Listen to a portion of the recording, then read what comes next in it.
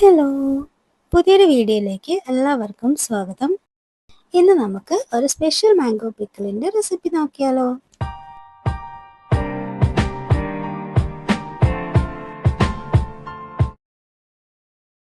ആദ്യം തന്നെ ഒരു പാൻ അടുപ്പത്തേക്ക് വെച്ചു കൊടുക്കാം. അതിലേക്ക് കടുകെണ്ണയോ നല്ലെണ്ണയോ വെളിച്ചെണ്ണയോ ഒരു 1/4 കപ്പ് അളവിൽ ചേർത്ത് കൊടുക്കാം.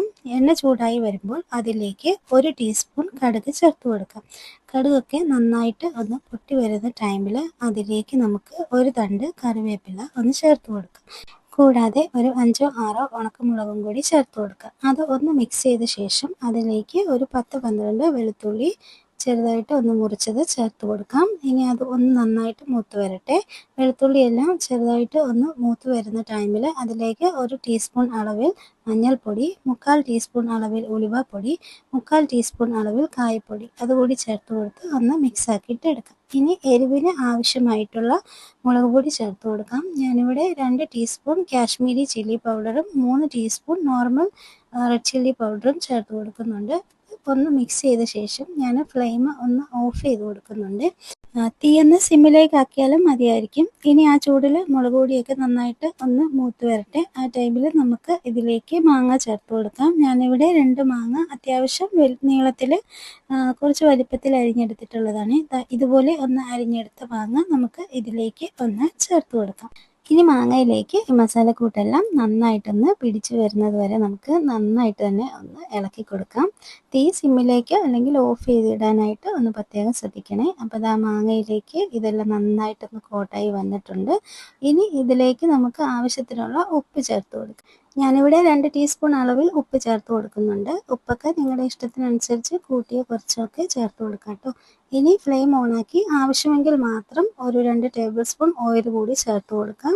കൂടാതെ ഒരു 1/4 കപ്പ് അളവിൽ വിനാഗിരിയും കൂടി ചേർത്ത് കൊടുക്കാം. ഇനി ഇതുകൂടി നന്നായിട്ട് ഈ മാങ്ങയിലേക്ക് ഒന്ന് പിടിപ്പിച്ച ശേഷം നമുക്ക് ഇത് ഒന്ന് വേവിച്ചിട്ട് എടുക്കണം. ഇനി ഇതിലേക്ക് ഒരു ടേസ്റ്റ് കൂട്ടാനായിട്ട് ഞാനിതിലേക്കൊരു കസൂരി മേത്തി കൂടി ആഡ് ചെയ്യുന്നുണ്ട്, 1 സ്പൂൺ.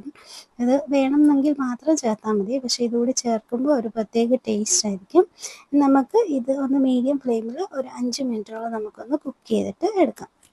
ഇനി ഇതിൽ എരിയും പുളിയൊക്കെ ഒന്ന് ബാലൻസ് ചെയ്യാൻ വേണ്ടിയിട്ട് 1 നുള്ളു പഞ്ചസാര കൂടി ചേർത്ത് കൊടുത്ത് നമുക്ക് നന്നായിട്ട് തന്നെ ഒന്ന് മിക്സ് ചെയ്തിട്ട് എടുക്കാം.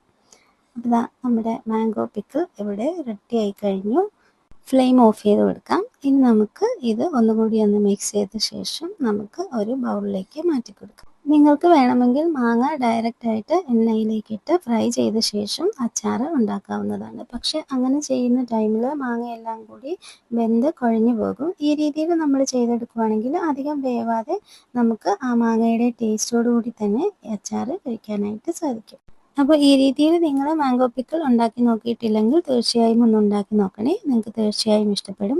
അതുപോലെ വീഡിയോ കാണുന്ന കൂട്ടുകാർ സബ്സ്ക്രൈബ് ചെയ്യാതെ കാണുവാണെങ്കിൽ പ്ലീസ് ഒന്ന് സബ്സ്ക്രൈബ് ചെയ്ത് സപ്പോർട്ട് ചെയ്യണേ. കൂടാതെ ഫാമിലിക്കും ഫ്രണ്ട്സിനും ഒക്കെ ഒന്ന് ഷെയർ ചെയ്ത് കൊടുക്കണേ. പുതിയൊരു വീഡിയോയുമായി കാണുന്നത് വരെ thanks for watching and bye bye.